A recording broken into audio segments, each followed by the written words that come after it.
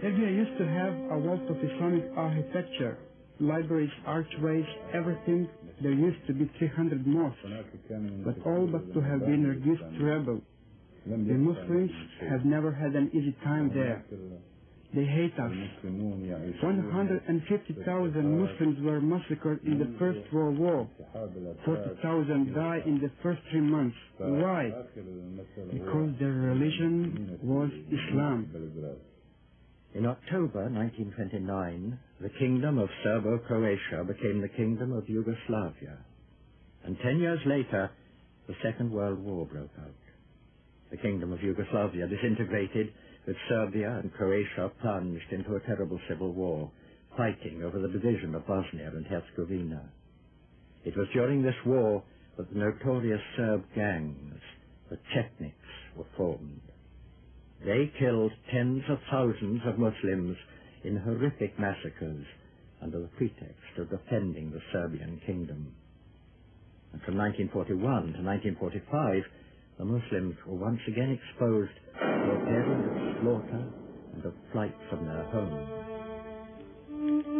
When Tito set up the National Liberation Movement to oppose the Nazi armies, as well as Serb dominance and Croat fascism, the Muslims joined the movement on the understanding that Tito would return to them their full rights.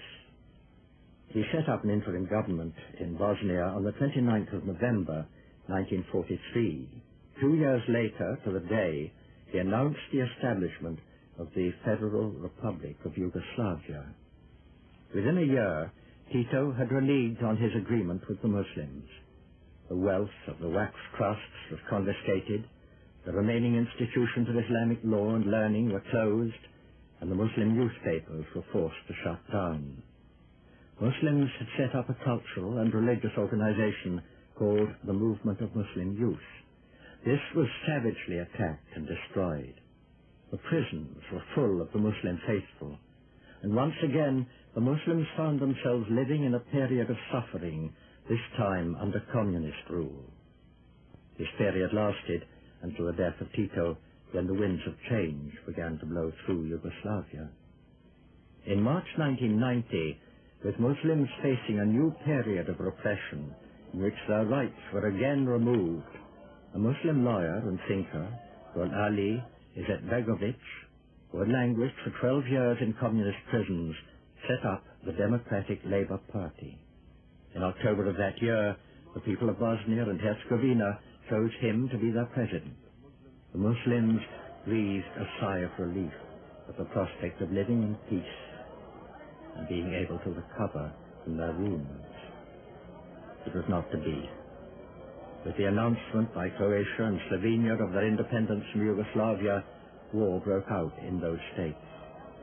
Bosnia's Muslims announced that they wished to remain a part of Yugoslavia, but that they refused to remain under the yoke of Serbian rule.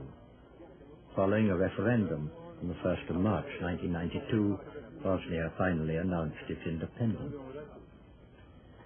In response to this, the Serbs sent an army and fanatical militias with heavy artillery and modern weapons to wage war on the people of Bosnia and Herzegovina. Thus began a terrible war between two wholly unequal forces. On the one hand were unarmed Muslims.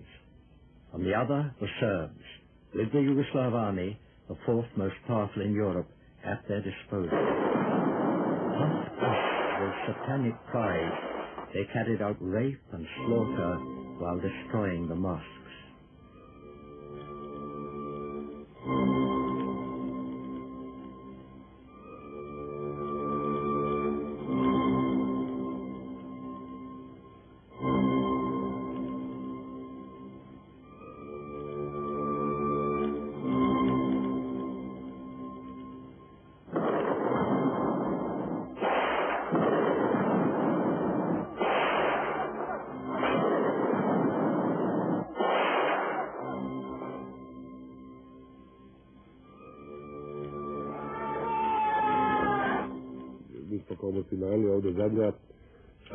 The Serbian army has no shortage of weapons, and looking at the state of Croat ammunition dumps, I can tell you that there is plenty more where that came from.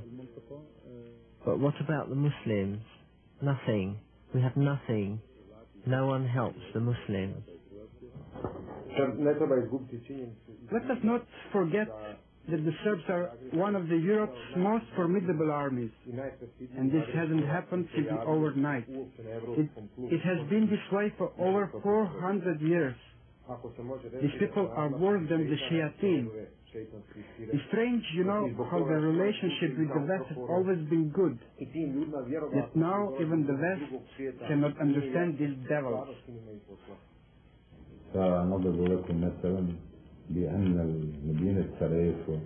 Sarajevo has been destroyed in every sense of the word.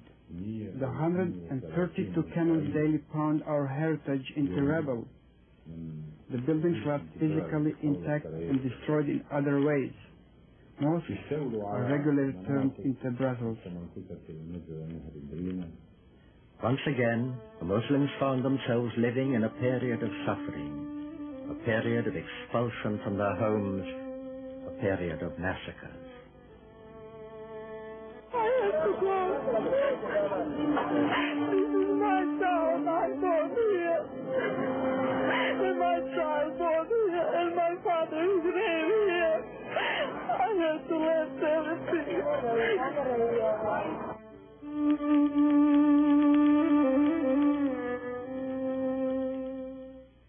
Events have demonstrated once again that a hideous nightmare is taking place. An attempt is being made completely to eliminate the Muslim presence in what was Yugoslavia. While the methods are the same as those used in the past, they are being employed with greater violence and harshness than ever before. Nor is this any surprise, because for the first time since the departure of the Ottomans, when Bosnia and Herzegovina were left to face oppression and subjugation, a true Islamic revival is taking place.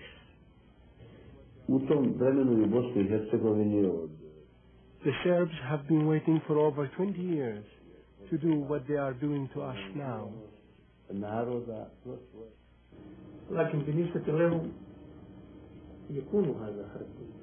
The Serbs are fighting us because we are Muslims. There is no other reason for their inhumanity. They have been waiting all this time for independence, so they can then wipe out the Muslims whom they hate so much. They simply want to eliminate us, but we will fight back. We will never surrender.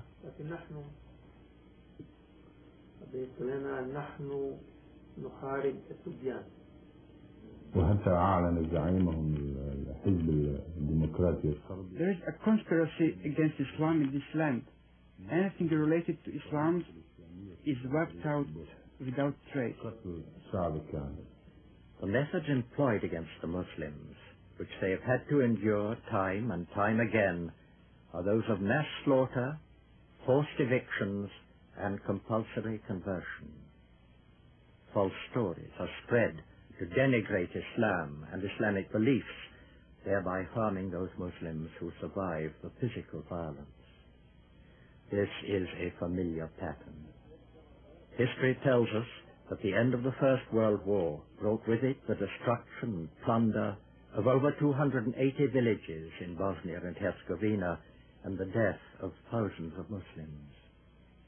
Furthermore, between 1941 and 1945, over 100,000 Muslims were slaughtered in at least 1,013 incidents in Bosnia and Herzegovina. Perhaps the most appalling of these was the slaughter of Foja, remembered by one witness in these words. When we reached the place, an horrific scene confronted us. We had to cross the river along which lay literally piles of bodies. Men, women, and children had been slaughtered and dumped in a high pile. The piles of bodies were separated only by blocks of ice put between them.